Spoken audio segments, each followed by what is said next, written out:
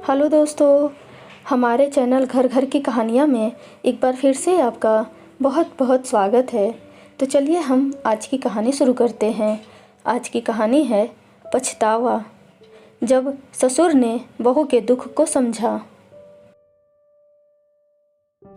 लगता है रात में ललित ने फिर बहू पर हाथ उठाया। मुझे यह बात बर्दाश्त नहीं होती। बहू की सूजी आंखें और शरीर पर पड़े नीले निशान देखकर मेरा दिल कराह उठता है। मैं कसमसा उठता हूँ पर कुछ कर नहीं पाता। काश सुधा होती और अपने बेटे को समझाती, पर सुधा को तो मैंने अपनी ही गलतियों से खो दिया है। यह सोचते सोचते मेरे दिमाग की नसें फटने लगी हैं। मैं अपने आप से भाग जाना चाहता हूँ, लेकिन नहीं भाग सकता, क्योंकि नियति द्वारा मेरे लिए सज़ा तय की गई है कि मैं पछतावे की आग में धीरे धीरे जलूं। सरिता, मैं बाजार की तरफ जा रहा हूँ, कुछ मंगवाना तो नहीं? नहीं पापा जी, आप हो आइए। मैं चल पड़ा, यह सोचकर कि कुछ देर बाद निकलने से शायद मेरा मन थोड़ा बदल जाए। लेकिन बाहर निकलते ही मेरा मन अतीत के गलियारों में भटकने लगा। मुझसे जवान लड़ाती है, एक भद्दी सी गाली देकर मैंने उस पर अपना क्रोध बरसा दिया।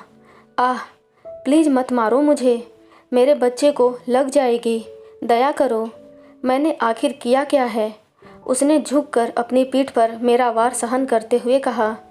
कोख में पल रहे बच्चे पर वह आँच नहीं आने देना चाहती थी, लेकिन मैं कम क्रूर नहीं था। बालों से पकड़ते हुए उसे घसीटकर हॉल में ले आया और अपनी बेल्ट निकाल ली। बेल्ट का पहला वार होते ही जोरों की चीख खामोशी में तब्दील होती चली गई। वह बेहोश हो चुकी थी। पागल हो गया है क्या? अरे, उसके पेट में तेरी औलाद है, अगर उसे कुछ हो गया तो? माँ किसी बहाने से उसे मेरे गुस्से से बचाना चाहती थी। कह देना इससे, भाड़े पर लड़कियाँ लाऊं या बियर बार जाऊं। यह मेरी अम्मा बनने की कोशिश ना करे, वरना अगली बार जान से मार दूंगा। कहते हुए मैंने 2 साल के नन्हे ललित को धक्का दिया, जो अपनी माँ को मार खाते देख सहमा हुआ सा एक तरफ खड़ा था। फिर गाड़ी उठाई और निकल पड़ा अपनी आवारगी की राह पर। उस पूरी रात में नशे में चूर रहा। सुबह के 6 बज रहे होंगे कि पापा के एक कॉल ने मेरी शराब का सारा नशा उतार दिया। कहाँ है तू? कब से फ़ोन लगा रहा हूँ। सुधा ने फांसी लगा ली है, तुरंत आ। जैसे तैसे घर पहुँचा तो हताश पापा सिर पर हाथ धरे अंदर सीढ़ियों पर बैठे थे और माँ नन्हे ललित को चुप कराने की बेहिसाब कोशिशें कर रही थी। अपने बेडरूम का नज़ारा देख मेरी सांसें रुक सी गई। बेजान सुधा पंखे से लटकी हुई थी। मुझे काटो तो खून नहीं। माँ पापा को समझ नहीं आ रहा था कि क्या किया जाए। सुधा ने अपने साथ अपनी कोख में पल रहे मेरे अंश को भी खत्म कर लिया था, पर इतने खौफनाक माहौल में भी मेरा सातिर दिमाग काम कर रहा था। इधर उधर खूब ढूंढने के बाद भी सुधा की लिखी कोई आखिरी चिट्ठी मुझे नहीं मिली। पुलिस को देने के लिए हमने एक ही बयान को बार बार दोहराया कि माँ की बीमारी के चलते उसे मायके जाने से मना किया, तो जिद और गुस्से में आकर उसने आत्महत्या कर ली। वैसे भी मेरी माँ का सीधापन पूरी कॉलोनी में मशहूर था, जिसका फ़ायदा मुझे इस केस में बहुत मिला। कुछ दिन मुझे ज़रूर लॉकअप में रहना पड़ा, लेकिन बाद में सबको दे दिलाकर इस मामले को ख़त्म करने में हमने सफलता पाई, क्योंकि सुधा के मायके में उसकी खैर खबर लेने वाला एक शराबी भाई ही था, जिसे अपनी बहन को इंसाफ दिलाने में कोई ख़ास रुचि न थी। थोड़ी परेशानी से ही सही, लेकिन 8-10 महीने में केस रफा दफा हो गया।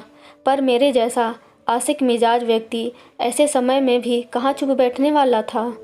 इस बीच मेरी रासलीला मेरे एक दोस्त की बहन रसेली से शुरू हो गई। रसेली का साथ मुझे खूब भाने लगा, क्योंकि वह भी मेरी तरह बिंदास थी। सुधा की मौत के 1.5 साल के भीतर ही हमने शादी कर ली। वह तो शादी के बाद पता चला कि मैं शेर तो वह सवा शेर है। शादी होते ही उसने मुझे सीधे अपने अंदर में ले लिया। बदतमीजी, आवारगी, बदचलनी आदि गुणों में वह मुझसे कहीं बढ़कर निकली।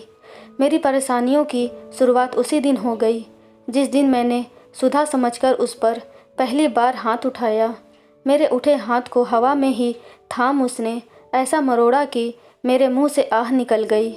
उसके बाद मैं कभी उस पर हाथ उठाने की हिम्मत न कर पाया। घर के बाहर बनी पुलिया पर आसपास के आवारा लड़कों के साथ बैठी वह सिगरेट के कस लगाती। जब तब कॉलोनी के लोगों को नज़र आती। अपने दोस्तों के साथ कार में बाहर घूमने जाना उसका प्रिय शगल था। रात को वह शराब के नशे में धुत होकर घर आती और सो जाती। मैंने उसे अपने झांसे में लेने की कई बार नाकाम कोशिशें की, लेकिन हर बार उसने मेरे वार का ऐसा प्रतिवार किया कि मैं बौखला गया। उसने साफ शब्दों में मुझे चेतावनी दी कि अगर मैंने उससे उलझने की कोशिश की तो वह मुझे मरवा देगी या ऐसा फंसवाएगी कि मेरी ज़िंदगी बर्बाद हो जाएगी। मैं उसके गदर से तभी तक बचा रहता जब तक कि उसके कामों में हस्तक्षेप न करता। तो इस तरह प्रकृति के न्याय के तहत मैंने जल्द ही वह काटा जो बोया था। घर की पूरी सत्ता पर मेरी जगह वह काबिज हो चुकी थी। शादी के साल भर बाद ही मुझ पर दबाव बनाकर उसने पापा से हमारे घर को भी अपने नाम करवा लिया और फिर हमारा मकान बेचकर अपने पॉश कॉलोनी में एक फ्लैट खरीदा और मुझे और ललित को अपने साथ ले गई। मेरे मम्मी पापा मेरी बहन यानी अपनी बेटी के घर में रहने को मजबूर हो गए थे। यह सब मेरी ही कारगुजारियों की अति थी जो आज सब कुछ मेरे हाथ की मुट्ठी से निकलकर रेत की भांति फिसल चुका था। अपना मकान बिकने से हैरान परेशान पापा इस सदमे को न सह पाने के कारण हार्ट अटैक के शिकार हो महीनों भर में ही चल बसे। उनके जाने के बाद मेरी माँ बिल्कुल अकेली हो गई। प्रकृति मेरे कर्मों की इतनी जल्दी और ऐसी सज़ा देगी मुझे मालूम न था। नए घर में शिफ्ट होने के बाद भी उसके क्रियाकलाप में कोई खास अंतर नहीं आया। इस बीच 5 साल के हो चुके ललित को उसने पूरी तरह अपने अधिकार में ले लिया। उसके सानिध्य में पलता बढ़ता ललित भी उसके नक्शे कदम पर चल पड़ा। पढ़ाई लिखाई से उसका खास वास्ता था नहीं। जैसे तैसे 12वीं कर उसने छोटा मोटा बिजनेस कर लिया और अपनी ज़िंदगी पूरी तरह से उसी के हवाले कर दी। उन दोनों के सामने मेरी हैसियत वैसे भी कुछ नहीं थी। किसी समय अपनी मनमर्जी का मालिक मैं, आजकल उनके हाथ की कठपुतली बन बस उनके रहमो करम पर जिंदा था। इसी रफ्तार से ज़िंदगी के कुछ वर्ष बीत गए। इस बीच रसीली एक भयानक बीमारी एड्स की चपेट में आ गई और अपने आप में गुमसुम पड़ी रहने लगी। अब घर की सत्ता मेरे बेटे ललित के हाथों में आ गई। हालांकि इस बदलाव का मेरे लिए कोई खास मतलब नहीं था। हाँ, ललित की शादी होने पर उसकी पत्नी सरिता के आने से अलबत्ता मुझे कुछ राहत ज़रूर हो गई, क्योंकि मेरी बहू भी सुधा जैसी ही एक नेक दिल इंसान थी। वह रसीली की सेवा जी जान से करती और ललित को खुश करने की पूरी कोशिश भी। पर जिसकी रगों में मेरे जैसे गिरे इंसान का लहू बह रहा हो, उसे भला किसी की अच्छाई की कीमत का क्या पता चलता। साल भर पहले रसीली ने अपनी आखिरी सांस ली। उस वक्त सच में मन से जैसे एक बोझ उतर गया और मेरा जीवन थोड़ा आसान हो गया। इस बीच ललित के अत्याचार सरिता के प्रति बढ़ते जा रहे थे। लगभग रोज़ रात में ललित उसे पीटता और हर सुबह अपने चेहरे और शरीर की सूजन छिपाने की भरसक कोशिश करते हुए वह फिर से अपने काम में लग जाती। कल रात भी ललित ने उस पर अपना गुस्सा निकाला था। मुझे समझ नहीं आता था कि आखिर वह ये सब क्यों सहती है। क्यों नहीं वह ललित को मुंह तोड़ जवाब देती। आखिर उसकी क्या मजबूरी है। तमाम बातें मेरे दिमाग में लगातार चलती। मेरा मन उसके लिए इसलिए भी परेशान रहता क्योंकि इतना सब कुछ सह कर भी वह मेरा बहुत ध्यान रखती थी। कभी कभी मैं सोच में पड़ जाता कि आखिर औरत एक ही समय में इतनी मजबूत और मजबूर कैसे हो सकती है। ऐसे वक्त पर मुझे सुधा की बहुत याद आती। अपने 4 वर्षों के वैवाहिक जीवन में मैंने एक पल भी उसे सुकून का नहीं दिया था। शादी की पहली रात जब सजी हुई वह छुई-मुई सी मेरे कमरे में दाखिल हुई थी तो मैंने पल भर में उसे बिस्तर पर घसीटकर उसके शरीर से खेलते हुए अपनी काम वासना शांत की थी। काश उस वक्त उसके रूप सौंदर्य को प्यार भरी नज़रों से कुछ देर निहारा होता तारीफ़ के 2 बोल बोले होते तो वह खुशी से अपना सर्वस्व मुझे सौंप देती। उस घर में आखिर वह मेरे लिए ही तो आई थी, पर मेरे लिए तो प्यार की परिभाषा शारीरिक भूख से ही होकर गुजरती थी। उस दौरान निकली उसकी दर्द भरी चीखों को मैंने अपनी जीत समझकर उसका मुंह अपने हाथ में दबाकर अपनी मनमानी की थी। वह रातों में मेरे दिल बहलाने का साधन मात्र थी। और फिर जब वह गर्भवती हुई तो मैं दूसरों के साथ इश्क लड़ाने लगा, क्योंकि वह मुझे वह सुख नहीं दे पा रही थी। वह मेरे लिए बेकार हो चुकी थी, इसलिए मुझे ऐसा करने का हक था। आखिर मैं मर्द जो था। मेरी इस सोच ने मुझे कभी इंसान बनने ही नहीं दिया। हे प्रकृति, मुझे थोड़ी सी तो सद्बुद्धि देती। मैंने उसे चैन से एक सांस न लेने दी। अपनी गंदी हरकतों से सदा उसका दिल दुखाया। उसकी ज़िंदगी को मैंने वक्त से पहले ख़त्म कर दिया। उस दिन उसने आत्महत्या भी तो मेरे कारण ही की थी, क्योंकि उसे मेरे नाजायज़ संबंधों के बारे में पता चल गया था। और उसकी गलती सिर्फ इतनी थी कि इस बारे में मुझसे पूछ बैठी थी। बदले में मैंने जी भर कर उसकी धुनाई की थी। ये सब पुरानी यादें दिमाग में घूमती रहीं और कब मैं घर लौट आया पता ही नहीं चला। पापा, जब आप मार्केट गए थे उस वक्त बुआ जी आई थीं। थोड़ी देर बैठीं, फिर आपके लिए यह लिफाफा देकर चली गईं। बाजार से आते ही सरिता ने मुझे एक लिफाफा पकड़ाया। ठीक है बेटा। मैंने लिफाफा खोला। उसमें एक छोटी सी चिट और करीने से तह किया हुआ एक पन्ना रखा था। चिट पर लिखा था, माँ के जाने के सालों बाद आज उनकी पुरानी संदूकची खोली तो यह खत उसमें मिला। तुम्हारे नाम का है, सो तुम्हें देने आई थी। बहन की लिखावट थी। सालों पहले मुझे यह खत किसने लिखा होगा, यह सोचते हुए कांपते हाथों से मैंने खत पढ़ना शुरू किया। प्रिय मनोज, वैसे तो तुमने मुझे कई बार मारा है, पर मैं हमेशा यह सोचकर सब सहती चली गई कि जैसे भी हो तुम मेरे तो हो।